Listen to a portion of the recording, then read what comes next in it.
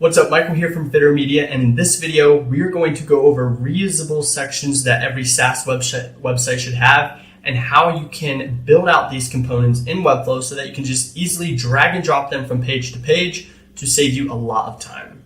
So if you watched our previous video, Perfect SaaS Homepage Design, you will recognize this Figma file where we went through how to build out the perfect design for a SaaS homepage, as well as some real world examples of some of the biggest SaaS companies in the world and how they abide by these best practices as well. So check out that video if you haven't already. It will be linked in the description below.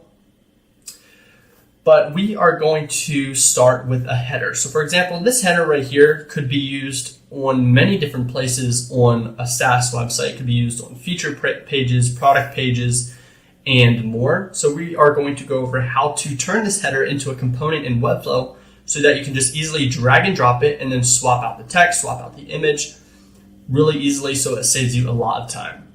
So some quick sections that you want to make as reusable sections on your website would be the nav bar, the header, social proof sections, feature sections, some more social proof sections, some call to action sections, and obviously the footer. But we are going to start with the header. So here we are in Webflow. I have installed on this site a layout pack called Untitled UI. We are going to use this to quickly drag and drop some sections to make this a bit easier, but we are going to scroll down to the header sections. So we are going to use, let's use this section right here. So we're going to drag that in.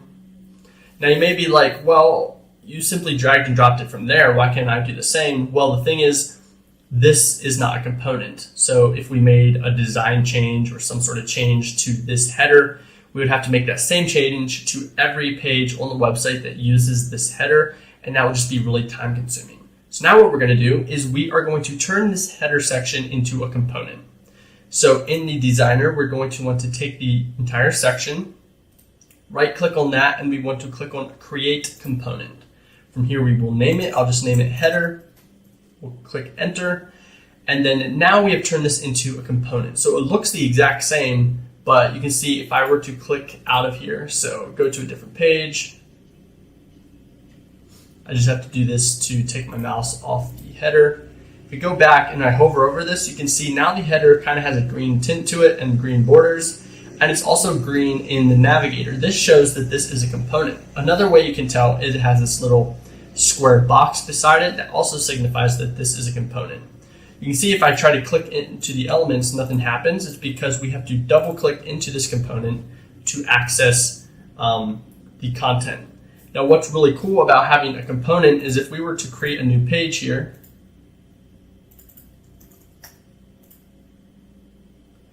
we can just go down to our Components tab. We can grab our header component and drag and drop it. Now, what's really cool about this is say we wanted to remove this call to action section. Not call to action, this social proof section. We can click into the component, remove that, and go to the home page, which is the other page with our component, and you can see it removed the social proof section as well. So this makes it really easy. Say this header is on 15 different pages on our website. One change to the component will change this section on all of the pages. But now say you wanted the layout of this section on like 15 different pages, but you didn't want the same content. That is where we can create component properties. So we want to double click into our component, and let's say we want to make this text where we can edit the text. So we still want the same layout as the component on the other pages. We just want to swap out the content. We will click on this header, go to the settings panel, and under header, heading 1 settings, under text, you'll see this little purple dot. Simply want to click on that, create and connect a new property, highlight all of this text, delete it, and we will type it as header headline.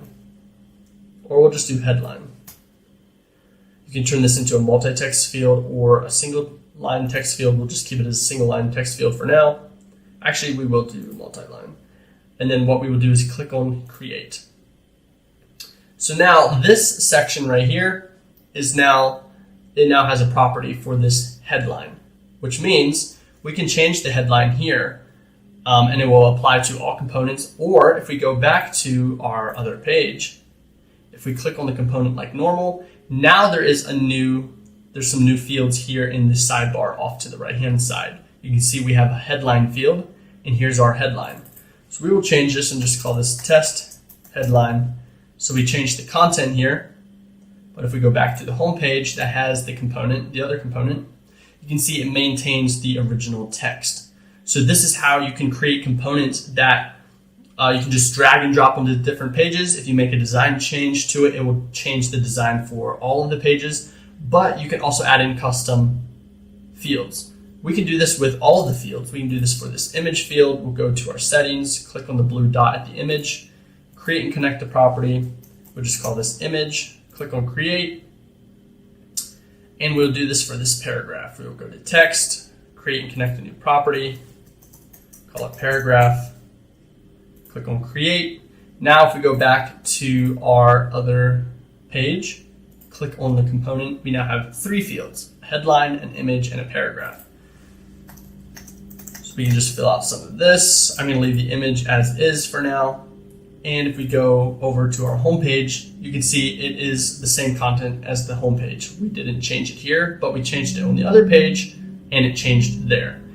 But just to show you that if we wanted to, let's say, remove this paragraph, we will click into here, remove that paragraph, go to our test page, and you can see we successfully removed the paragraph.